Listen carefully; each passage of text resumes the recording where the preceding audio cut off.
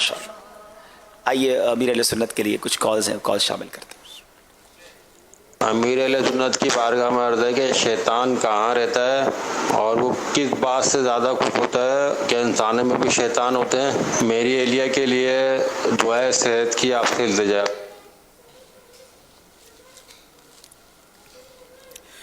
شیطان انسان کے خون کی رگوں میں، شیطان انسان کی رگوں میں خون کے ساتھ تیر رہا ہوتا ہے.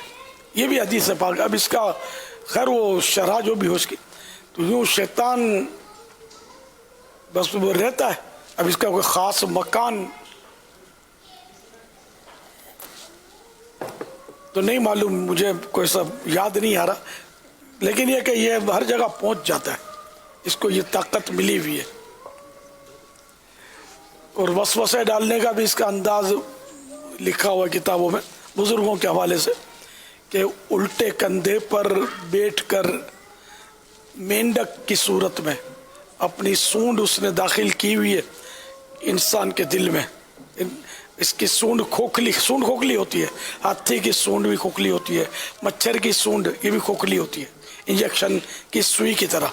تو وہ اس طرح کندھے پہ بیٹھ کر مینڈک کی شکل میں وہ انسان کے دل میں اپنی وہ سونڈ داخل کر کے وسوسے ڈال رہا تھا.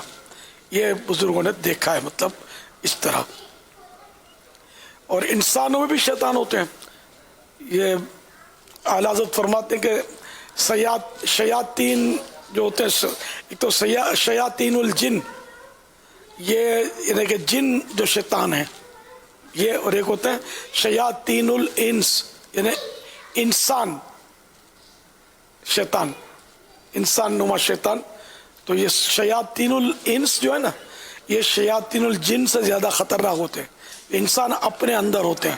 تو اس سے مراد یہ کہ جو لوگ بد مذہب ہوتے ہیں یا عقیدے خراب کرتے ہیں یا اسلام کو توڑ مروڑ کے بیان کرتے ہیں، جیسا کہ آج کل دور ہے لبرل اور اس ٹائپ کے، یہ سب شیاطین الانس کے مطلب اس میں آتے ہیں کیٹیگری میں. غصہ تو بہت آ رہا ہوگا تو توبہ کر لو، اچھا مسلمان بن جاؤ، اور جو قرآن و حدیث کہتا ہے، علماء جو ہمیں سمجھاتے ہیں اس کو مان لو. تو دیٹس آل. صلو علی الحبیب صلی اللہ تعالی علی محمد.